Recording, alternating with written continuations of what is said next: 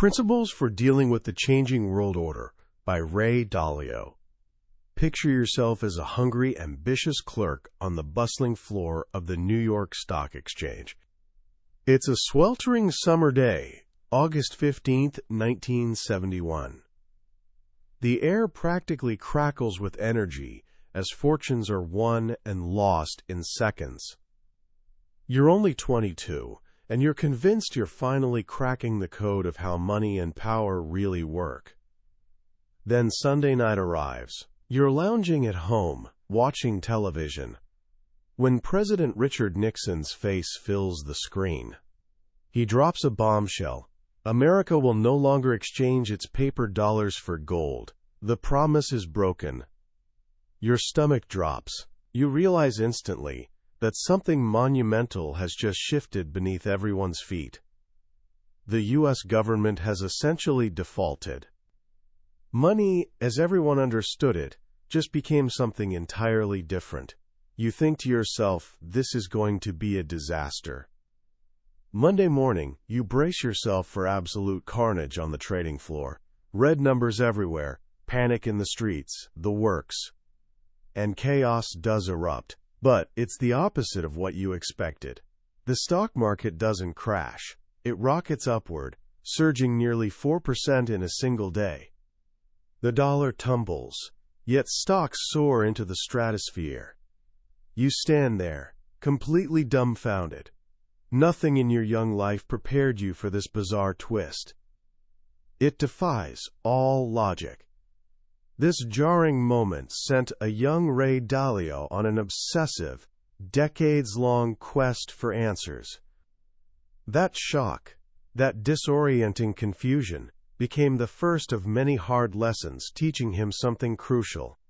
Our biggest mistakes, in life and in markets, come from being blindsided by massive shifts that have never happened in our lifetime, yet have played out countless times throughout history. Dalio went on to found Bridgewater Associates, which became the world's largest hedge fund. But that confusion on the trading floor taught him he couldn't just study recent decades.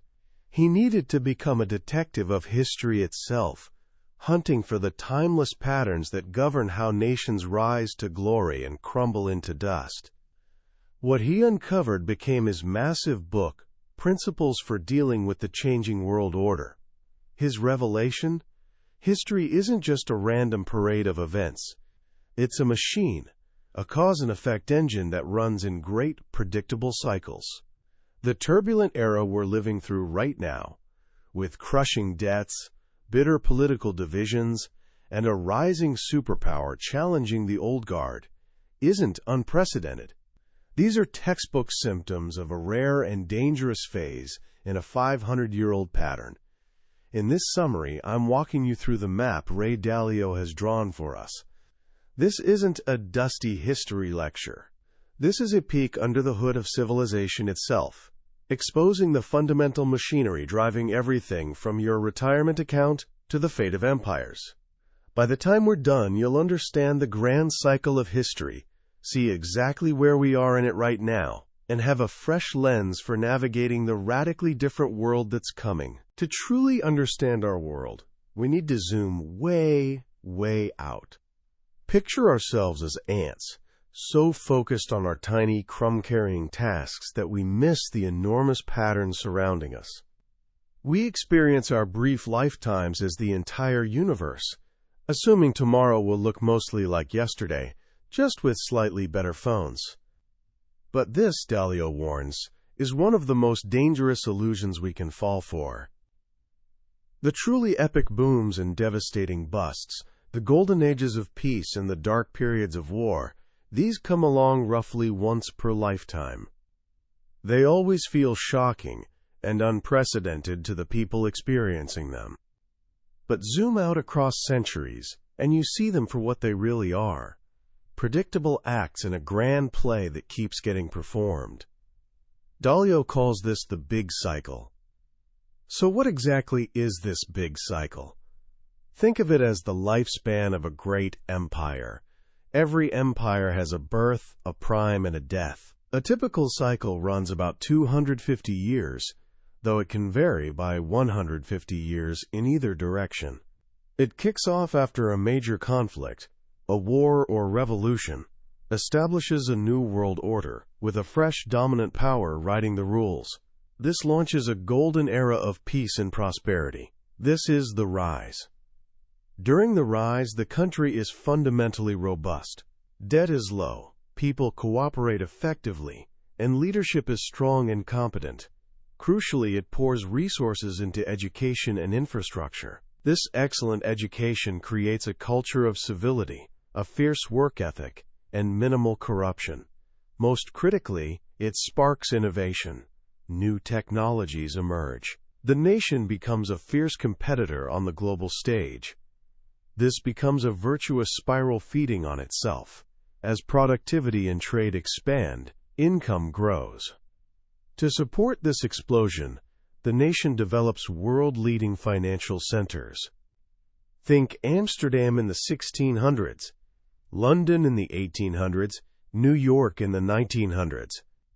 Eventually, its currency becomes the world's reserve currency, the money everyone uses for international trade and savings. This is massive power, what the French once called an exorbitant privilege, because it lets the country borrow far more than anyone else. This brings us to the top. At its peak, the empire looks unstoppable. People earn more, which makes them expensive workers. They start enjoying more leisure, working perhaps a bit less intensely. The children and grandchildren who inherit the empire never experienced the struggle that built it. They're accustomed to comfort, swimming in luxury, softer and more vulnerable to hardship. This is precisely when the seeds of collapse get planted. Everyone assumes the good times will roll forever, so they borrow mountains of money betting on it, inflating dangerous financial bubbles. As wealth accumulates, the gap between the wealthy haves and struggling have-nots becomes a chasm. The system starts feeling rigged to those left behind, and resentment simmers. Meanwhile, controlling the world's reserve currency allows the empire to borrow excessively, financing overconsumption and the military adventures needed to maintain dominance. It looks powerful on the surface, but its finances are quietly rotting. One of the earliest warning signs happens when the rich, leading empire starts borrowing heavily from poorer, rising nations that save more. This is exactly what began in the 1980s, when America started borrowing from a much poorer China. This eventually triggers the decline, the painful period of conflict and restructuring. Decline often crawls along slowly, then accelerates suddenly. Debts balloon to unpayable levels. When economic trouble hits, governments face a brutal choice: default on debts or print massive amounts of money. They almost always choose the printing press. This devalues the currency, punishing savers and anyone holding the country's debt. Simultaneously, yawning wealth gaps and widespread economic pain ignite fierce internal conflict. Rich and poor, left and right, battle viciously over a shrinking economic pie. This is when populism explodes. Leaders emerge from both extremes, promising to seize control and restore order to the chaos. Democracy itself gets questioned, as desperate people become willing to trade freedoms for a strong leader who promises to end the madness.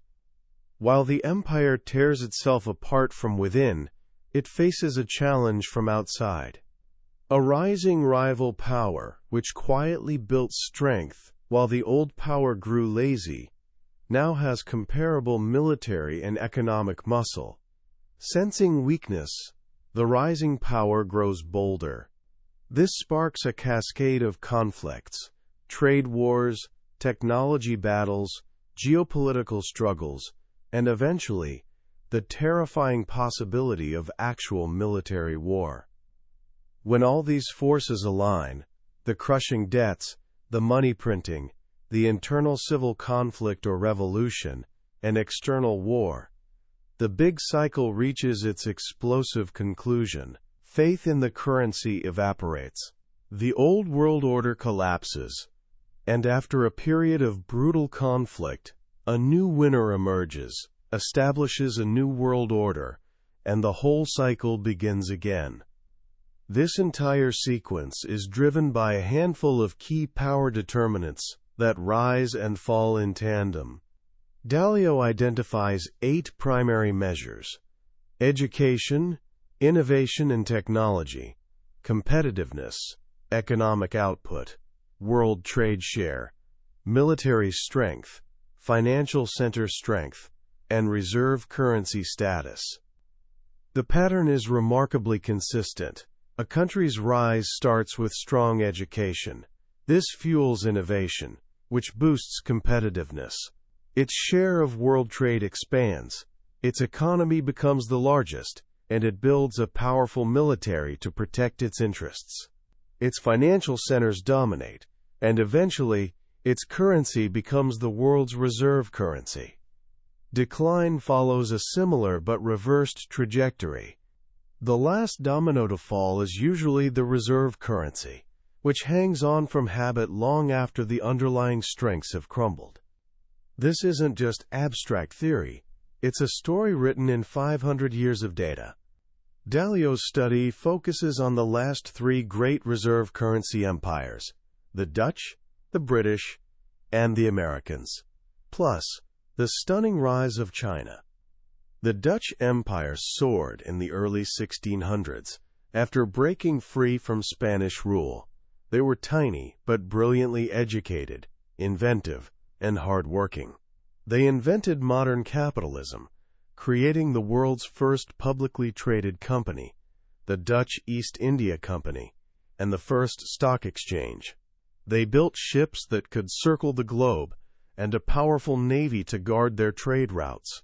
Their currency, the guilder, became the world's first true global reserve currency, backed by the innovative Bank of Amsterdam.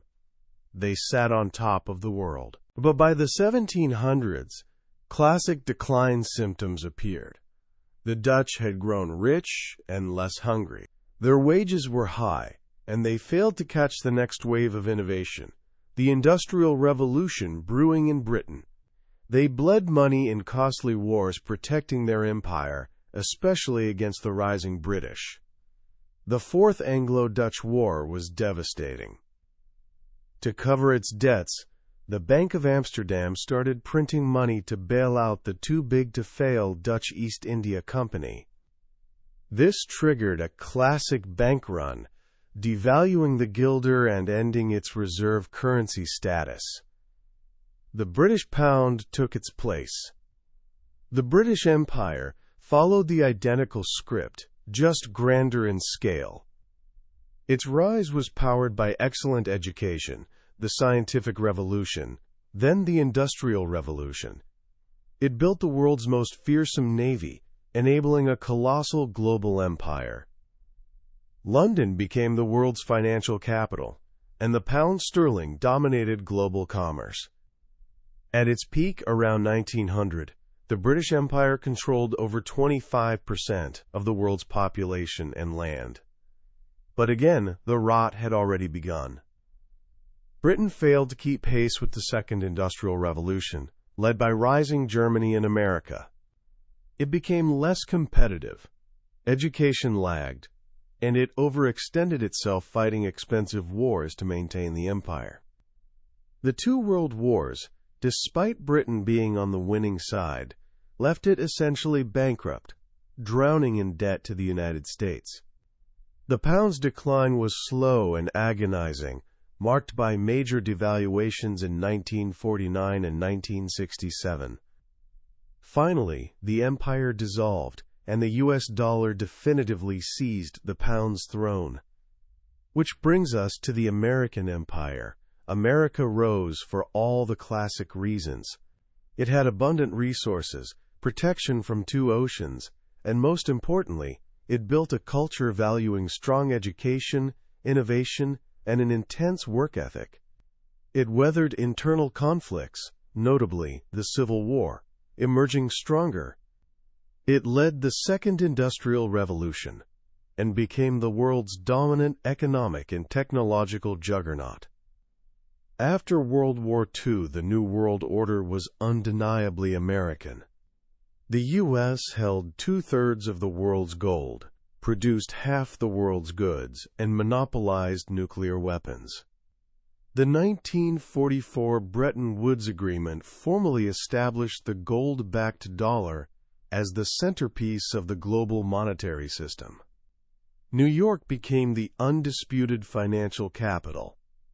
This ushered in a long era of peace and prosperity that most of us have lived our entire lives within. But since peaking around the 1950s, America has displayed the classic slow-motion symptoms of a late-stage empire. Its competitiveness declined as manufacturing moved to cheaper countries.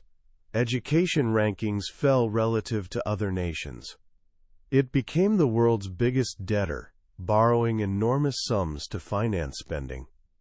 And most visibly, internal conflicts intensified, with wealth, values, and political divides growing to levels not seen since the 1930s. The cycle of money and credit sits at the heart of this story. Dalio explains that every monetary system in history moves through a predictable sequence. It starts with type 1 money, hard money, like gold or silver coins. This is the most restrictive, because you can't just create more whenever you want. This evolves into type 2 money, claims on hard money, like paper notes promising you can exchange them for gold. This allows credit creation, fueling economic booms. But it always creates the same problem. Paper claims grow much faster than actual gold in the vault. Eventually, people realize this and stampede to exchange paper for gold. This is the classic bank run. This forces governments to break their promise, leading to type 3 money, fiat money. This is our current system, where money isn't backed by anything except government authority. This gives central banks freedom to print unlimited money to stimulate the economy and manage debt crises. But this freedom is also its greatest danger. Over time, constant money printing to solve problems devalues the currency. People lose faith in it as a store of wealth, eventually leading to system breakdown and a flight back to hard assets, restarting the cycle. We saw this play out in America. Bretton Woods was a Type 2 system. Dollars were claims on gold. The U.S. printed far more paper dollar claims than it had gold to back them, largely financing the Vietnam War and social programs. In 1971, when countries came to collect their gold, Nixon had to sever the link. The world moved to fiat dollars. Since then, especially after 2008 and 2020, America has created unprecedented amounts of money and debt to stimulate its economy. Interest rates hover at or near zero, meaning you get paid essentially nothing to save. This brings us to the final, most critical piece, China's rise. For most of the last 2,000 years, China was among the world's most powerful and advanced empires. Its history is a series of big cycles, with dynasties rising and falling for identical reasons. But from roughly 1840 to 1949, it entered severe decline, what the Chinese call the Century of Humiliation. It was weakened internally by corruption and rebellion, exploited externally by stronger Western powers and Japan. The Communist Revolution in 1949 established a new order under Mao Zedong. After Mao's death, Deng Xiaoping launched, quote, reform and opening up policies in 1978. This was brilliant strategy. Deng understood that to become rich and powerful, China needed to embrace markets and learn from the outside world, but under the principle, hide your strength, bide your time. Over the last 40 years, China has executed the most remarkable economic rise in recorded history. It lifted hundreds of millions from poverty. It followed the classic rising power playbook perfectly. Massive investment in education and infrastructure, an incredibly strong work ethic, and deep respect for learning from history. It became the world's manufacturing powerhouse, accumulating huge savings and becoming America's largest creditor.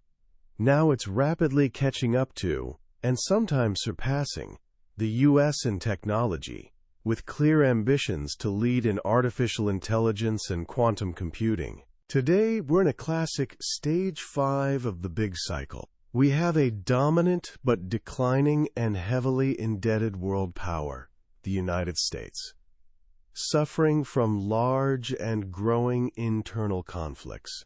And we have a rapidly rising rival power, China, becoming comparable in strength across all key metrics. This has triggered the 5 types of wars Dalio describes as typical for this stage. First, the trade war, conflicts over tariffs and market access, as the declining power tries protecting its industries from the more competitive rising power.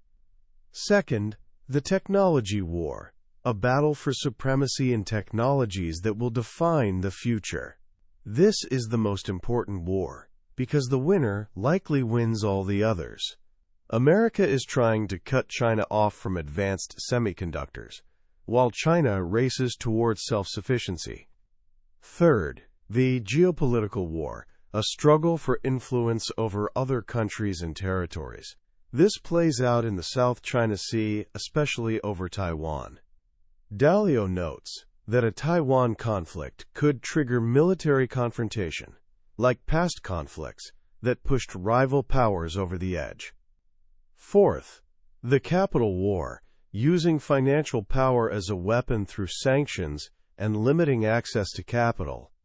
America's greatest weapon here is dollar dominance, but weaponizing it encourages countries like China and Russia to find alternatives, potentially hastening the dollar's decline. And finally, the risk of military war. Dalio emphasizes this is the nightmare scenario. War between nuclear powers would be unimaginably catastrophic. He stresses these wars often happen not from evil leaders, but from tit-for-tat escalation, where neither side can afford appearing weak. Declining empires especially tend to fight beyond logic because any retreat feels like humiliating defeat. But perhaps the most important war, Dalio concludes, is the war with ourselves. Any country's fate isn't ultimately decided by external enemies, but by internal health. Can it maintain quality education? Keep finances in order? Invest in the future? And most critically, can its people work together civilly, respecting rules and each other, to solve common problems? These questions will determine the future of the United States, China, and the world order they'll create together. Reading The Changing World Order is like putting on glasses for the first time and watching blurry chaos snap into crystal clear focus. Suddenly, headlines about trade wars, political polarization, and emerging technologies aren't random noise. They're notes in a symphony that's been playing for centuries. Ray Dalio hands us the sheet music. The most powerful, perhaps unsettling revelation from this book is recognizing exactly where we stand in this grand historical cycle. We're not in ordinary times. We're living through a tectonic shift, a transition between world orders that has historically brought tremendous conflict and upheaval. The convergence of 3 great forces Dalio identifies: the end of a long-term debt cycle, peak internal political and social conflict within America, and the rise of a powerful rival in China, creates conditions similar to 1930 to 1945. This isn't meant as terrifying prophecy, but sobering awareness. History doesn't repeat exactly, but it rhymes, and the rhyme we're hearing right now sounds familiar and dangerous. What this book does brilliantly is replace fear with understanding. By seeing these events as part of a predictable, mechanical process, we can move beyond emotional reactions and think strategically. The book testifies to the power of principles. Just as pilots use checklists and aerodynamics to fly planes, Dalio argues we can use timeless historical principles to navigate our lives and societies. So what can you, as an ambitious person looking at this changing world, do with this knowledge? First, adopt a wider lens. Don't just consume today's news. When you see a major event, ask the question that drove Dalio's entire study: when has this happened before? Start thinking like a historian. Understand that the world you were born into isn't permanent. The rules, powers, and orders are all shifting. This perspective gives you calm and clarity impossible to have when caught in the blizzard of the present moment. Second, understand the changing value of money. This might be the most practical and urgent lesson. We're taught to focus on earning money, but rarely think about money's value. We're in a period where central banks print unprecedented amounts, with interest rates near zero. This classic late-cycle environment means holding cash or bonds likely loses value through inflation. This doesn't mean panic. It means become a student of how different assets, stocks, real estate, commodities like gold, even new technologies, perform during currency devaluation. Understanding this cycle is fundamental to building and preserving wealth in coming decades. Third, and most importantly, focus on what's timeless. The war with ourselves is the only one we completely control. Principles making countries strong are the same making individuals strong. Invest in your education, always keep learning, be productive, and create more value than you consume. Manage finances wisely, avoiding excessive debt. Be civil and work well with others. And be adaptable, because the one certainty is the world will change in unpredictable ways. Your resilience and character will be your greatest assets. That was a summary of Principles for Dealing with the Changing World Order by Ray Dalio. We've journeyed through history's great cycles today, but I'll be honest. A summary can only show you the map. The real adventure happens when you explore the terrain yourself. This book's true power lies in the depth of its historical stories and the quiet moments of reflection they inspire. This summary helps you decide if this perspective deserves your time. If the grand sweep of history and the mechanics of power have sparked your curiosity, grab a copy. Reading it isn't just about learning facts. It's about acquiring a new way of seeing the world that can fundamentally change how you prepare for your future. You can find a link to the book in the description below. Also, if you found this journey through history valuable, please click that like button and subscribe to our channel, Billionaire's Bookshelf. It helps us reach more curious minds like yours and ensures you won't miss our next deep dive into another world-changing book. Let's keep learning and growing together.